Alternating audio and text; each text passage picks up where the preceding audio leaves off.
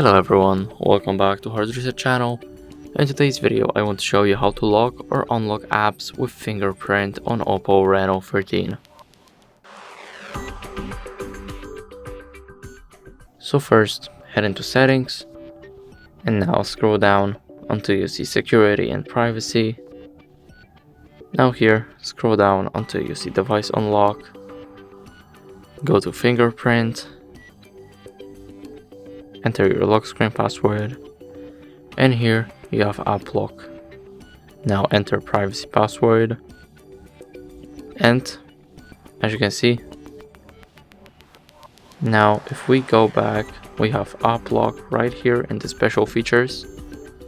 Now we need to verify our fingerprint, and here we can turn on app lock for, let's say, Chrome. And now when we try to open Chrome, it will ask us to verify the app with fingerprint. And that's it.